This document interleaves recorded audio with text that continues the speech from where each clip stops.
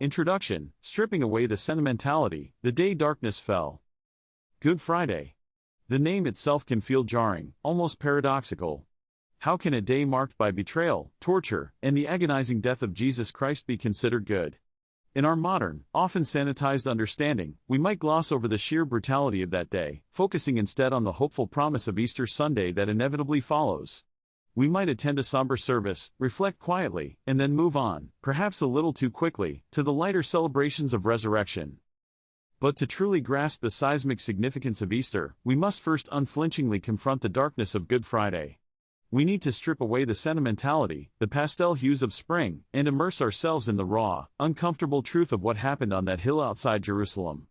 It wasn't a gentle passing, it was a brutal execution, a public spectacle of suffering and shame. It was the day darkness seemed to triumph, hope appeared extinguished, and the very Son of God breathed his last. This isn't a feel-good story. It's a gut-wrenching account of betrayal by a close friend, unjust accusations before religious and political authorities, the agonizing scourging by Roman soldiers, the cruel mockery of a crown of thorns, the unbearable weight of carrying his own cross, and finally, the slow, torturous death by crucifixion. Why dwell on such graphic details? Because it's in understanding the depth of Jesus' suffering that we begin to comprehend the immensity of his sacrifice and the profound love that motivated it. It's in facing the darkness that the brilliance of the Easter sunrise shines through with its full, world-altering power. Good Friday isn't just a prelude to Easter, it's an essential, inseparable part of the story. It's the foundation upon which the hope of resurrection is built. So, let's journey back to that pivotal day. Let's unpack the historical context, the theological significance, and the enduring impact of Good Friday. Let's move beyond the surface-level understanding and grapple with the real meaning of the day darkness fell, a darkness that ultimately paved the way for the most glorious light the world has ever known. Part 1, The Historical Stage, Jerusalem under Roman Rule. To understand the events of Good Friday, we need to briefly set the historical stage. First-century Jerusalem was a city teeming with religious fervor and political tension.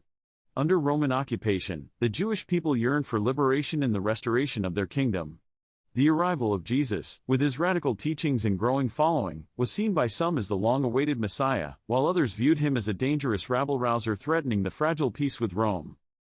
Roman authority, Pontius Pilate was the Roman governor of Judea. His primary concern was maintaining order and quashing any potential uprisings. He held the ultimate authority to impose the death penalty. Jewish leadership, the Sanhedrin, the Jewish high court, comprised of priests, scribes, and elders, held religious authority, but their power was limited under Roman rule.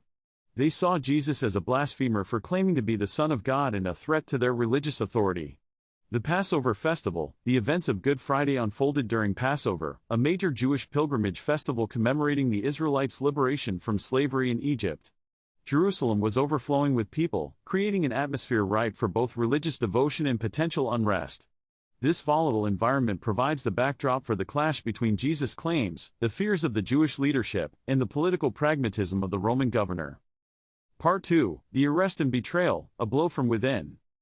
The events leading up to Good Friday were a whirlwind of intense emotions and dramatic turns. The Last Supper, shared with his closest disciples, was a poignant moment of fellowship, teaching, and the institution of the Eucharist, a lasting reminder of his sacrifice. But amidst this intimacy, betrayal lurked. Judas Iscariot, one of Jesus' own disciples, Judas, motivated by greed or perhaps a misguided belief that he could force Jesus to reveal his power, betrayed him to the Jewish authorities for 30 pieces of silver. The Garden of Gethsemane. Following the Last Supper, Jesus went with his disciples to the Garden of Gethsemane to pray. Here, facing the immense weight of what was to come, he wrestled in prayer, his humanity evident in his plea, "My Father, if it is possible, may this cup be taken from me. Yet not as I will, but as you will." This moment reveals Jesus' profound obedience to God's plan, even in the face of unimaginable suffering. The arrest. Judas arrived with a crowd armed with swords and clubs, sent by the chief priests and elders. His prearranged signal was a kiss, an act of intimacy twisted into a symbol of betrayal. Jesus, despite his divine power, submitted to arrest, fulfilling the prophecies concerning his suffering. The betrayal by someone within his inner circle highlights the depth of human fallibility and the loneliness Jesus experienced in his final hours. Part 3, The Trials, a Travesty of Justice. Jesus endured a series of trials, both before the Jewish authorities and the Roman governor, none of which adhered to principles of justice. Before the Sanhedrin, Jesus was brought before the Sanhedrin, led by the high priest Caiaphas. They sought grounds to condemn him, relying on false witnesses and ultimately accusing him of blasphemy for claiming to be the Christ, the Son of God. Before Pontius Pilate, because the Sanhedrin lacked the authority to impose the death penalty under Roman rule, they brought Jesus to Pontius Pilate, accusing him of sedition, opposing the payment of taxes to Caesar, and claiming to be king. Pilate, initially reluctant, questioned Jesus but found no basis for a capital charge. The choice of Barabbas, seeking to appease the crowd during the Passover custom of releasing one prisoner, Pilate offered them a choice between Jesus and Barabbas, a notorious criminal. Incited by the chief priests and elders, the crowd shockingly chose Barabbas to be released and demanded that Jesus be crucified. Pilate's abdication, despite his own conviction of Jesus' innocence, Pilate, fearing a riot and wanting to maintain his political standing, ultimately yielded to the crowd's demands. He symbolically washed his hands, declaring himself innocent of Jesus' blood, a cowardly act that sealed Jesus' fate. These trials reveal the injustice and political maneuvering that led to Jesus' condemnation. He, the innocent Son of God, was treated as a common criminal.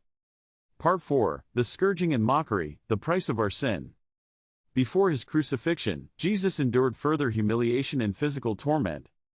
The scourging, Roman scourging, was a brutal punishment, often involving a whip with embedded pieces of bone or metal that tore the flesh. Jesus was subjected to this horrific ordeal, a foreshadowing of the immense physical suffering he would endure on the cross.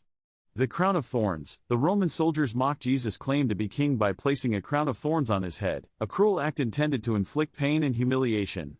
The robe and scepter, they further mocked him by dressing him in a purple robe and placing a staff in his hand, mimicking royal attire. They bowed down before him, jeering, "Hail, King of the Jews!" These acts of cruelty highlight the depth of human sin and the contempt with which Jesus was treated. Yet, in his suffering, Christians believe he was bearing the weight of humanity's sin upon himself. Part 5, The Crucifixion, the Ultimate Sacrifice. The culmination of Good Friday was the agonizing crucifixion of Jesus.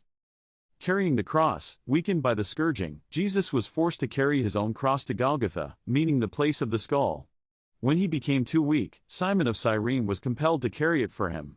The place of execution, Golgotha, was a public place of execution, designed to serve as a deterrent. The crucifixion of Jesus was a public spectacle of Roman power and the consequences of defying their authority. The nails in the cross, Jesus was nailed to the cross through his wrists and feet. The Romans used large iron spikes. Suspended on the cross, he would have endured excruciating pain, difficulty breathing, and eventual suffocation. The words from the cross, amidst his suffering, Jesus spoke several profound statements from the cross, revealing his compassion, forgiveness, and connection with God. "Father, forgive them, for they do not know what they are doing. Truly I tell you, today you will be with me in paradise," spoken to the repentant thief crucified alongside him. "Woman, here is your son," and to the disciple John, "Here is your mother," showing his concern for his earthly mother. my God, why have you forsaken me?" A cry of anguish, echoing Psalm 22, expressing his sense of separation from God as he bore the weight of sin. "I am thirsty," a stark reminder of his physical suffering. "It is finished," a declaration of the completion of his earthly mission in the fulfillment of prophecy. "Father, into your hands I commit my spirit," his final act of surrender to God. The death of Jesus, after hours of unimaginable suffering, Jesus died on the cross. The Gospels record significant events coinciding with his death. Darkness covered the land, the veil of the temple was torn in two, an earthquake occurred, and tombs were opened. These events symbolize the cosmic significance of Jesus' death and the breaking down of the barrier between humanity and God. The crucifixion was a brutal and unjust end to Jesus' earthly life. Yet, for Christians, it is the central act of love and sacrifice in human history. Part 6, The Theological Earthquake, Why Good Friday is Good. This brings us back to the seemingly paradoxical name, Good Friday. How can such a horrific event be considered good? The answer lies in the profound theological significance of Jesus' death. Atonement for sin. The central tenet of Christian belief is that Jesus' death on the cross was the ultimate sacrifice, the perfect atonement for the sins of humanity. Sin creates a separation between humanity and God. Jesus, being fully God and fully human, bridged that gap through his death, paying the penalty for our transgressions. Redemption and forgiveness. Through his sacrifice, Jesus redeemed humanity from the bondage of sin and offered forgiveness to all who believe in him. Good Friday marks the day that this ultimate act of love and forgiveness was accomplished. Victory over death and sin. While Good Friday focuses on Jesus' death, it is inextricably linked to Easter Sunday and the resurrection. Jesus' death was not the end of the story. By conquering death, he also conquered the power of sin. Good Friday is good because it was the necessary step towards this ultimate victory. God's unfathomable love. Good Friday is the ultimate demonstration of God's love for humanity. He was willing to send his only Son to suffer and die in order to reconcile us to himself. The brutality of the cross underscores the immense cost of that love. Solidarity with human suffering. In his suffering on the cross, Jesus, who is fully God, also fully experienced human pain, anguish, and even the sense of abandonment. This means that God understands our suffering and walks alongside us in our darkest times. The New Covenant. Jesus' death inaugurated the new covenant between God and humanity, a covenant based not on but on grace through faith in Jesus Christ. Good Friday marks the establishment of this new and better way of relationship with God. Therefore, Good Friday is good not because the events themselves were pleasant or desirable, but because of the transformative and redemptive purpose they served in God's plan for humanity. It is the day that love conquered death, forgiveness triumphed over sin, and the door to eternal life was opened. Part 7. The Enduring Impact. Good Friday's Relevance Today. 2,000 years later, the events of Good Friday continue to resonate deeply with billions of people around the world. Its impact transcends time and culture, offering profound truths that remain relevant in our modern lives. The seriousness of sin. Good Friday forces us to confront the reality and the consequences of sin. The immense suffering of Jesus underscores the gravity of our transgressions and our need for redemption. The power of sacrifice. Jesus' selfless sacrifice on the cross serves as a powerful example of love in action. It challenges us to consider what we are willing to sacrifice for others and for what we believe in. The hope in suffering. Even in the midst of immense suffering, Good Friday offers a message of hope. Just as darkness preceded the dawn of Easter, our own times of difficulty can ultimately lead to new beginnings and deeper understanding.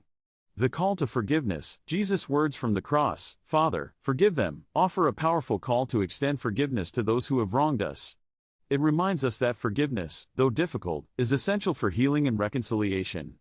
The depth of God's love. In a world often characterized by selfishness and indifference, Good Friday stands as a timeless testament to the boundless and unconditional love of God for humanity. It reminds us that we are deeply valued and loved beyond measure. The foundation of hope. Good Friday, intertwined with Easter, provides the ultimate foundation for hope in a world often marked by despair. The victory over death offers the promise of eternal life and a future free from suffering. In our fast-paced, often superficial world, Good Friday calls us to pause, to reflect on the deeper realities of life, love, sacrifice, and redemption. It invites us to confront the darkness within ourselves and the world around us, knowing that even in the deepest darkness, the light of God's love ultimately prevails. Conclusion. Embracing the paradox, finding life in death. Good Friday is a paradox. It is a day of profound sorrow and yet, ultimately, a day of immense hope. It is a day that reminds us of the brutal reality of sin and the incredible cost of forgiveness. It is a day that reveals the depths of human cruelty and the unfathomable love of God. As we observe Good Friday let us not shy away from the discomfort, the pain, and the sheer gravity of that day. Let us remember the sacrifice made, the love poured out, and the path to redemption paved.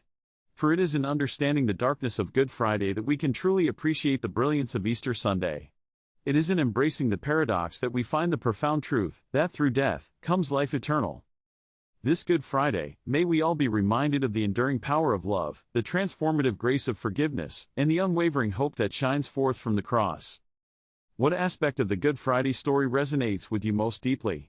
Share your thoughts in the comments below.